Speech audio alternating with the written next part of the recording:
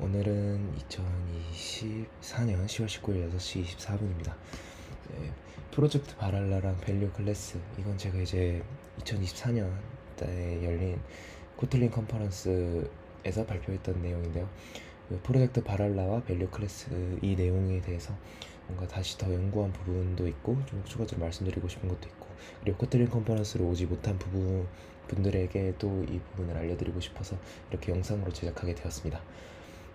이 PPT는 코틀린 컨퍼런스 이사 때 제가 사용한 PPT고요. 이제 한번 얘기를 해보도록 할게요. 이제 제 자기소개는 넘어가고 바로 프로젝트 바랄라랑 밸류 클래스에 대해서 바로 시작해보도록 할게요. 설명을 시작해보도록 하겠습니다.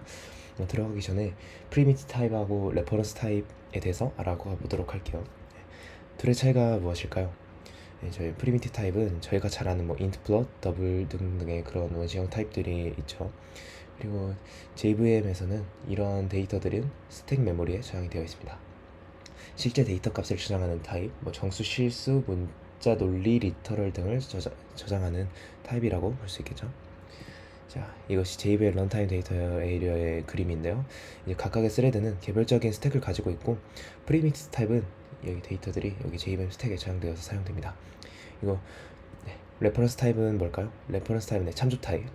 아까 본 프리미티 타입과 다르게 원시 타입을 제외한 상위 타입들, 자바에서 최상의 클래스인 오브젝트를 상속하는 모든 클래스라고 볼 수 있고요.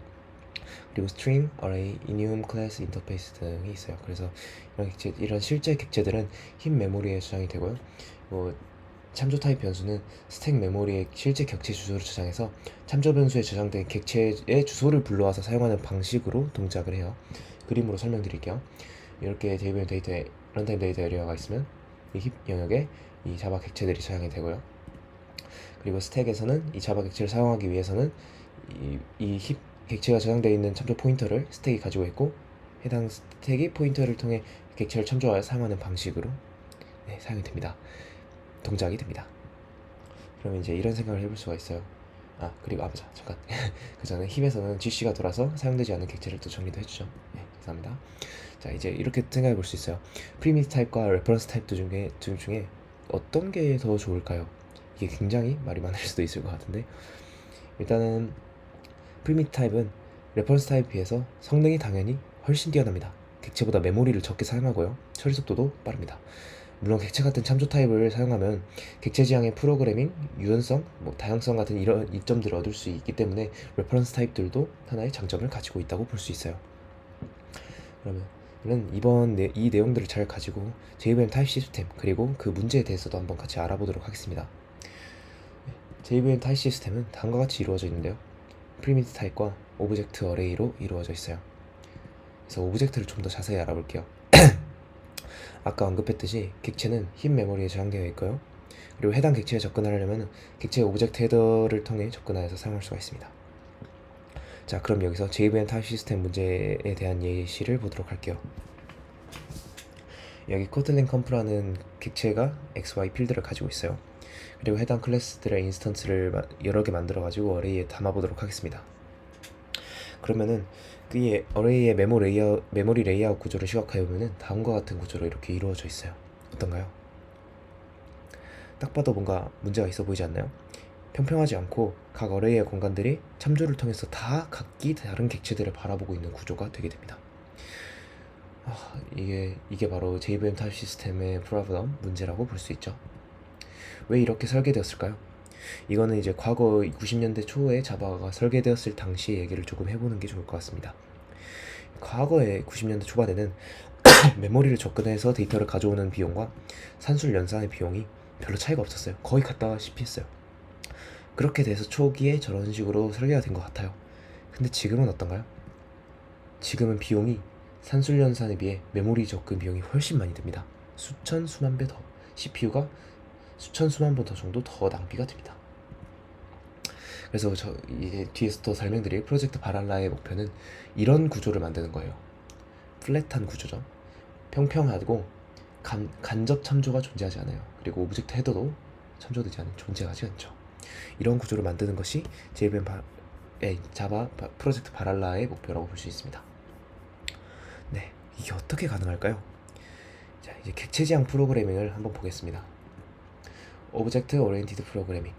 객체 지향에서의 이상적인 구조를 설명을 하려면은 모든 것이 객체로 이루어진 구조예요. 그리고 객체 지향을 대표하는 프로그래밍 랭귀지는 바로 자바입니다. 그러나 자바도 이상적인 객체 지향 프로그래밍 언어라고는 할 수 없어요. 왜냐? 자바에도 프리미티브 타입이 존재하니까요.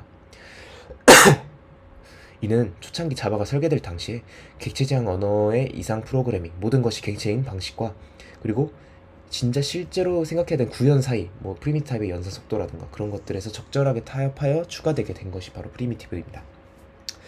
왜냐면 아까도 언급했듯이 프리미티브 타입은 객체보다 퍼포먼스적으로 훨씬 빠르고요, 메모리를 적게 사용합니다. 그러나 프리미티브 타입을 사용하면은 객체 지향의 일관성이 깨질 수도 있어요. 그렇기 때문에 저희는 OOPP는 제가 만든 언어인데 용어인데 객체 지향의 일관성이 깨질 수가 있기 때문에 OOPP가 되는 것은 힘들 것 같습니다. 그리고 엎친 데 덮친 격으로 자바에 제네릭이란 것이 추가가 돼요. 그로 인해 상황은 더 악화되게 됩니다. 이게 제네릭이 무엇이냐면은 데이터의 타입을 일반화하는 것인데, 클래스나 메서드에서 사용할 내부 데이터 타입을 컴파일 시에 미리 지정하는 방법입니다. 물론 JVM에서는 타입 이레이저 방식으로 제네릭이 구현되어 있는데요.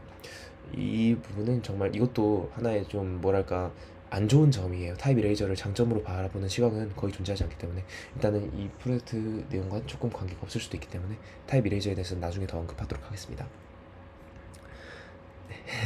네, 그래서 이제 데이터 타입 일반화해서 클래스와 메서드에 사용할 내부 타입을 미리 컴파일 시에 지정하는 방법이고, 근데 이게 왜 나와서 문제느냐, 좋은 거 아니냐 이렇게 생각하실 수 있지만 프리미티브 타입은 제네릭 파라미터로 사용할 수가 없습니다. 예를 들면서 리스트 타입 안에 프리미티브 타입에 그냥 원시형의 int 넣어줄 수 있나요? 안 되죠? 그리고 저희는 이런 문제를 해결하고자 래퍼 클래스를 고안해서 사용하게 됩니다. 자, 하지만 근본적으로는 해결하지 못했어요. 일단 래퍼 클래스가 뭐냐면 인티저 알롱 이런 대문자형으로 시작하는 프리미티브 타입을 감싸고 있는 객체입니다. 하지만 이런 것도 100% 해결이 되지 못했어요. 왜일까요? 바로 래퍼 클래스로 변하는 과정의 비용 때문인데요. 오토 박싱이라고 해서 그냥 프리미티브 타입의 변수를 이제 인티저라는 래퍼 클래스 타입으로 바꿔줄 때 박싱이 일어나고, 또 다시 프리미티브 타입 값을 사용할 때는 언박싱이 일어나서 값을 사용하기 때문에 이러한 과정에서 비용이 소모되기도 하고요. 그리고 박싱된 값은 객체이기 때문에 흰 메모리에 저장이 됩니다. 그렇게 보다 더 많은 메모리를 소모하고 가져올 때 메모리 탐색 과정도 필요하게 돼요.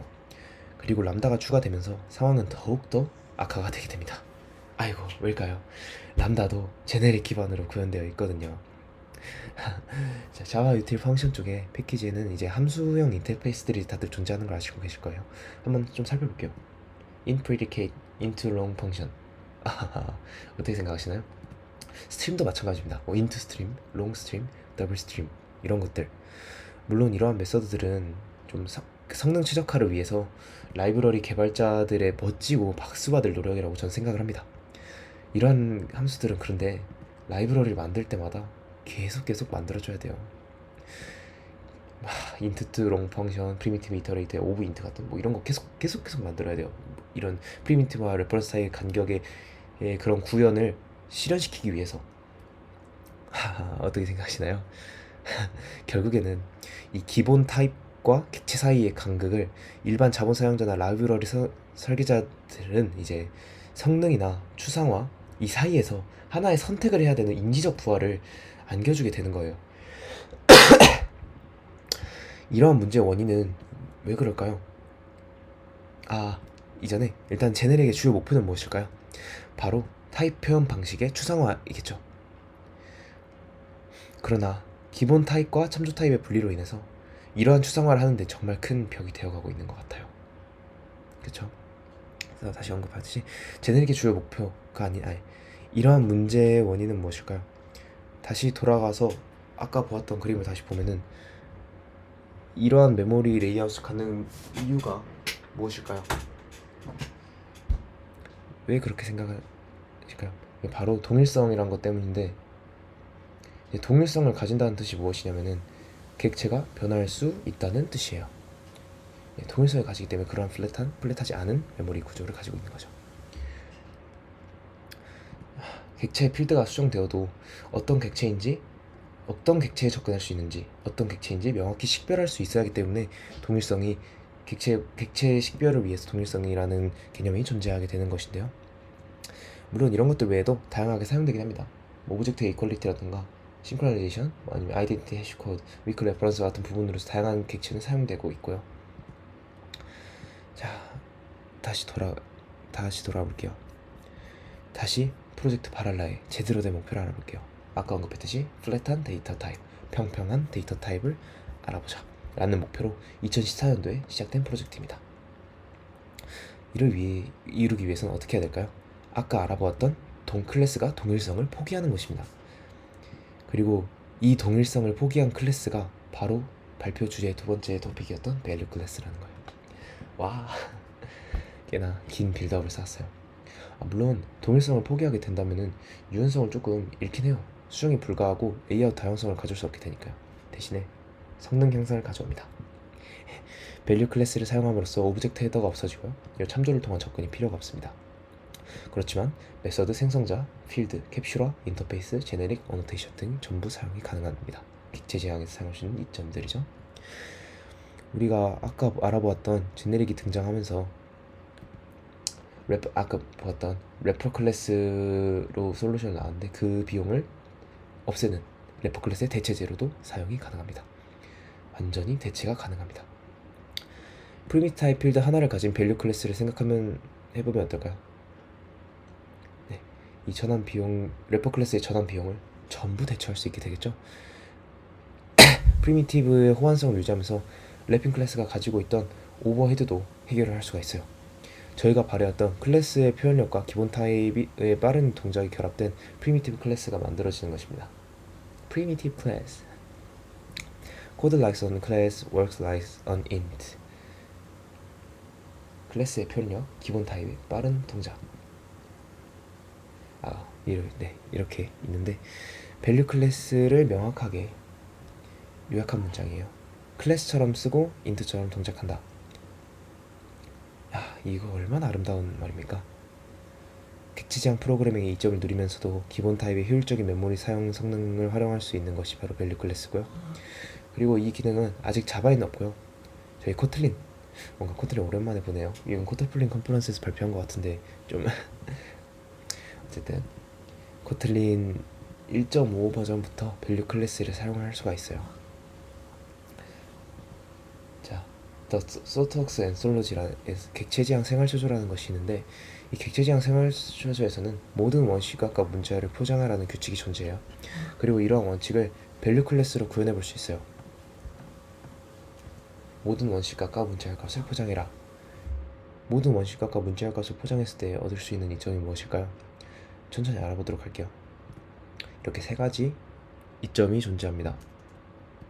타입 안정성, 코드 가독성, 캡슐러. 먼저 타입 안정성인데요. 타입 안정성은 여기 create kotlin comp 함수가 있다고 해볼게요. 그리고 여기서는 x, y를 인자값으로 받아서 kotlin comp라는 객체를 생성해주는 메서드예요. 근데 여기 보시면은 x와 y가 x가 잘못 들어갔어요. 근데 하지만 둘 다 인트형 타입이기 때문에 두 번째가 문제라는 것은 컴파일 타임에 알 수 없고 런타임 시점에서 알 수 있어요. 이건 문제가 되죠. 하지만 밸류 클래스를 바꿔보면 이렇게 할 수 있습니다. 이거는 뒤에 밸류 클래스 사용 방법 다시 알려드릴 건데, 이렇게 되면은 y와 x 인자값이 순서가 뒤바뀌더라도 컴파일 타임에서 타입이 다르다는 것을 알려주김으로써 바로 캐치할 수 있겠죠. 타입 안정성이 늘게 되는 거예요. 이런 식으로 컴파일 타임에서 우리가 캐치가 가능하다. 두 번째로는 코드 가독성인데요. 여기 유저 아이디와 코틀린 아이디가 똑같은 스트링형의 아이디로 저장이 된다고 가정을 할게요. 그리고 여기에 get by id라는 그런 값들이 한 메서드가 있는데 아이디가 스트링형으로 들어가요. 그럼 여기서 어떤 아이디가 들어가야 되는 걸까? 물론 함수 이름으로도 작성할 수 있지만 그냥 find by id라면 어떤 타입의 아이디가 들어가야 하는 건가? 근데 이렇게 유저 아이디, 코틀린 아이디를 명확하게 구분하게 된다면 유저가 들어가야 되는구나 하면서 가독성이 늘고 아까 1번에서 얻었던 타입 안정성까지 함께 늘 수 있게 됩니다. 마지막으로 캡슐러인데요. 여기에 length라는 클래스가 있고요. 이 클래스는 미터라는 필드를 가지고 있고 2cm, 2km를 통해서 from cm, from km를 통해서 이렇게 객체를 생성할 수 있다고, 센티미터랑 킬로미터를 받아서 생성할 수 있고 뭐 그런 바꿀 수도 있다, 뭐 이런 기능들이 있다고 볼게요. 그리고 이런 식으로 캡슐화를 통해서 진행하게 된다면은 다른 센티미터나 킬로미터 값으로도 하나의 렉스 타입을 여러 가지 방법으로 내부 기능들을 캡슐화할 수 있기 때문에 객체 지향 캡슐화의 이점도 함께 얻을 수 있는 거예요.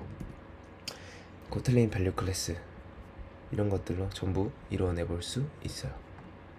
일반 클래스와 달리 코틀린 밸류 클래스는 캡슐화 관련 오버헤드가 존재하지 않고요. 자, 여기서 아까 봤던 랭스 클래스가 있죠. 이걸 밸류 클래스랑 바꿔보도록 하겠습니다. 이런 식으로 JVM inline이라는 노테이션과 value라는 키워드가 붙었어요. 이런 식으로 바로 사용할 수 있습니다. 그리고 이걸 사용하는 코틀린 코드인데요. 이렇게 add length를 통해서 랭스 객체 두 개를 설정을 하고 프린트를 해보는 함수입니다.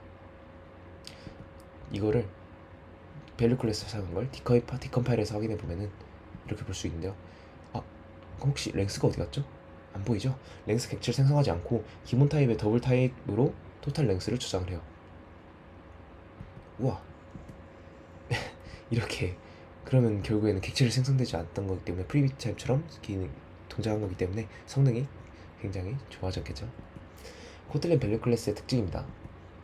네 가지가 있는데 JVM inline annotation과 함께 사용해야 되고, 자동 생성 메서드는 equal to string 해시 코드만 있고 불변 프로퍼티는 한 개만 가질 수 있으며 컴파일 타입에 넣는 비교를 허용하지 않는다, 이렇게가 있습니다.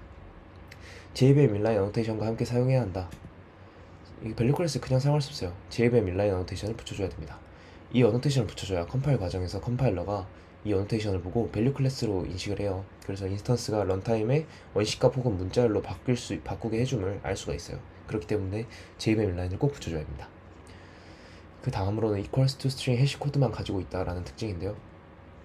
코틀린의 데이터 클래스랑 비교를 해볼 수 있어요. 코틀린의 데이터 클래스는 equals to string 해시 코드에 추가로 카피와 컴포넌트 n 함수를 가지고 있는데 밸류 클래스는 그렇지 않아요. equals to string 해시 코드만 가지고 있습니다. 이는 밸류 클래스가 온전히 하나의 값으로만 취급받을 수 있도록 기능을 좀 제한해 둔 것 같아요. equals to string 해시 코드만으로. 이것이 밸류 클래스를 디컴파일한 코드인데요. 근데 여기 잠깐 좀 확인해 볼까요? 여기 보시면은 이 from centimeter, from kilometer 메서드가 좀 이상한 거를 볼 수가 있어요. 뒤에 뭔가 이상한 단어들이 따라라락 붙어져 있죠. 이거 뭘까요 이거? 이거는 컴파일 이후에 밸류 클래스의 값과 메서드들이 벗겨지면서 이게 상위 클래스로 메서드들이 스며드는데요. 그때 그 메서드 이름이 중복되는 문제가 발생할 수 있어서 난수를 붙여 문제를 해결해요. 말이 좀 어렵죠? 예시를 볼게요. 이렇게 플러스가 인트와 밸류 클래스로 작성되어 있는 게 오버라이딩 되어 있다고 생각해 봅시다. 근데 여기서 카운트가 컴파일 되면서 인트로 바뀌게 돼요. 그럼 이건 두 개는 같은 함수가 돼버리니까 컴파일에 오류가 나게 됩니다. 그렇기 때문에 이렇게 이미 난수를 붙여줌으로써 충돌을 막아주는 건데 이거를 맹글링이라고 합니다. 메서드명 뒤에 AZ의 7가지의 랜덤한 난수를 붙여주는 기능이에요. 잠시 깨알 설명해봤어요. 그 다음에 불변 프로퍼티만 가질 수 있다가 세 번째인데요. VAL은 value의 약자잖아요. 결국 객체가 아닌 값으로 나타내기 위해 하나의 프로퍼티만 존재해야 돼서 최적화를 위해 불변한 값이어야 돼요. 객체는 변할 수 있다 했죠. 그렇기 때문에 그걸 식별하기 위한 동일성이라는 게 있어야 됐고, 하지만 밸류 클래스는 동일성이 없어져야 되잖아요. 그렇기 때문에 변하지 않은 온전한 하나의 값으로 식별하기 위해서 절대 변하지 않게 설정해둔 겁니다. 컴파일 타임에 넣는 비교를 허용하지 않는다. 이건 뭐 당연할 수 있어요. 넣는 레퍼런스 비교죠. 근데 저희 밸류 클래스는 컴파일 타입의 원시값이 되잖아요. 원시값으로 취급하는 거고 레퍼런스 비교를 할 필요가 없습니다. 그래서 허용하지 않아요. 마지막으로 제가 성능 테스트를 해봤는데 이 부분 좀 빠르게 볼게요. 객체 생성 속도 테스트는 JMH로 진행을 했고요. 레귤러와 밸류 클래스 환경을 설정을 했어요. 이걸로 벤치마크 테스트를 진행을 해봤는데요. 일단은 뮤터블 리스트에 해당 레귤러 클래스와 밸류 클래스를 생성을 해서 애드하는 그런 함수를 작성을 했어요. 그래서 스코어를 보면은 168과 164로 나눠줍니다. 레귤러와 밸류 클래스. 객체 생성 속도 테스트는 유의미한 차이가 없습니다. 그럼 뭐 값 참조 및 연산 속도 테스트 해볼게요. 아까는 어레이에 추가해줬지만 리스트에 추가했지만 이번에는 sum이라는 변수에 레귤러 클래스로 만든 값을 참조해서 넘버를 플러스하는 것과 밸류 클래스로 만든 것을 플러스하는 걸 상성해 볼게요. 이것도 스코어가 별로 다를 게 없습니다. 제가 추측하건데 이거는 JVM에서 따로 다른 최적화를 진행을 해주는 것 같아요. 그렇기 때문에 이렇게 테스트가 되지 않아요. 사실 벤치마크 테스트인데 이렇게 JVM 최적화에 의존하는 것이 괜찮을까라는 생각도 했는데 뭐 어차피 저희는 JVM에서 개발하고 있기 때문에 괜찮지 않을까 생각도 들고요. 뭐 그렇기 때문에 유의미한 차이가 없습니다. 그럼 흰 메모리 테스트를 진행해볼게요. 이제 가장 차이가 날 것 같은 그런 결과는 이 흰 메모리 테스트겠죠. 객체를 생성하지 않음과 함과의 차이가 있기 때문에. 그래서 흰 메모리 테스트를 진행해보면 JMX를 통해서 힙덤프를 따는 방식으로 진행을 했고요. 이렇게 테스트 메모리의 레귤러 클래스를 뮤터블 리스트 공간에다가 애드를 해서 힙덤프를 따봤습니다. 1000만 개 정도 보면은 토탈 바이트가 5억 8,900만이 보이죠. 바로 밸류도 리스트에 넣어볼게요. 힙덤프를 따면은 이게 5억 9천, 오히려 더 많이 나왔네. 왜 차이가 없지? 차이가 없죠. 그 이유는 제가 실수를 하나 했는데요. 여기서 뭐 어떤 게 실수인 것 같나요? 바로 저장 공간을 리스트로 사용했다는 점이에요. 리스트에는 프리밋 타입이 들어가지 않습니다. 그렇기 때문에 밸류 클래스가 컴파일 과정에서 프리밋 타입을 바뀌면서 리스트가 저장 공간인 걸 인식하고 래퍼 클래스로 바뀌어서 들어간 거예요. 그렇기 때문에 객체가 생성이 되었고 결국에는 메모리를 잡아먹게 된 거죠. 아이고, 오토박싱이 발생해버렸어. 따라서 객체 생성이 되고 결국 메모리 또한 큰 차이가 없게 된 겁니다. 따라서 무작정 생성 테스트 하는 것으로 바로 바꿔서 진행을 해봤어요. 보시면은 이렇게 레귤러 클래스는 1900만, 밸류 클래스는 900만이 되었습니다. 레귤러보다 약 50%의 공간만 차지하는 걸 볼 수가 있어요. 이런 식으로 추후 좀 더 개선되길 바라긴 합니다. 그래서 어레이와 리스트를 한번 다시 알아볼게요. 이러면 리스트는 래핑을 계속 하니까 어레이만 사용하면 되나? 이렇게 볼 수도 있어요. 하지만 어레이에는 객체 메서드가 어레이 인자의 밸류 클래스의 객체 메서드가 들어가는 걸 허용하지 않아요. 그래서 추후에 밸류 클래스가 온전히 프리밋 타입으로 그걸 프리밋 타입으로 인정할 수 있도록 객체 밸류 클래스 자체를, 그래서 객체 메서드도 가능할 수 있도록 밸류 클래스 구현진들의 많은 노력이 필요해 보입니다. 스프링에서 밸류 클래스 어떻게 활용해 볼 수 있을까 조금 살짝 고민을 해봤는데요. 뭐 이런 식으로 타입 안정성을 향해서 이메일의 밸리데이션을 미리 이메일 형식의 밸리데이션을 약간 추가해 놓고 유저 도메인 측의 타입을 이런 식으로 설정을 해주는 방식으로 써도 될 것 같고요. 오픈의 API 키를 그저 스트링으로 장착하는 것이 아니라 API 키 자체라는 그런 타입으로도 가독성을 상상해 볼 수 있는 방법이 있지 않을까 라고도 생각이 듭니다. 그래서 결론은 무엇이냐, 이 밸류 클래스 사용할 때 성능과 추상화 사이에서 적당히 타협하여서 도입할지 말지를 결정을 해보고, 그리고 좀 더 밸류 클래스가 개선되는 바를 바라는 이런 바람이 조금 있네요. 그래서 이건 테스트한 코드 링크인데요. 이거는 제가 또 따로 남기도록 할 거고, 끝났는데 이제 제가 받은 질문이 몇 가지가 있어요. 이걸 좀 더 같이 시청자 여러분도 한번 이걸 듣고 생각해 보셨으면 좋겠는 게, 일단은 밸류 클래스 내에 메서드가 들어가서 저장이 되면은 단순히 온전히 값으로 취급하는 밸류 클래스인데 메서드를 저장하는 비트나 그런 용량들이 많아지면서 결국에는 좀 더 많은 용량을 잡아먹지 않나요? 메서드가? 라는 질문을 받았을 때 그렇네 라고도 생각이 들었어요. 네, 그렇기 때문에 그 부분에 대해서 좀 더 생각해보면 좋을 것 같고요. 그리고 아직 널러블을 지원하지 않기 때문에 밸류 클래스는 널이 들어갈 수 없잖아요. 그냥 프리밋 타입은 널이 들어갈 수 없잖아요. 그렇기 때문에 널러블 타입을 밸류 클래스로 사용을 하려면 절대 널이 들어가지 않게 제약을 걸어야 됩니다. 만약에 백엔드 프론트에서 단순 API 규격을 맞추는 것이라면은 널 대신 디폴트 값을 설정해서 타협을 해볼 수 있는데, 그 부분은 솔직히 뭐 설계하고 개발하면서 충분히 타협할 수 있는 부분이기 때문에 널러블 처리에 관한 것들, 그리고 널 포인트 익셉션이 발생할 수도 있기 때문에 그런 처리에 관한 것들을 조금 더 신경 쓰면 괜찮을 것 같아요. 네, 이런 부분을 좀 추가적으로 말씀을 드리고 싶었고요. 이렇게 해서 코틀린 컨퍼런스에 발표한 내용을 마치도록 하겠습니다. 감사합니다.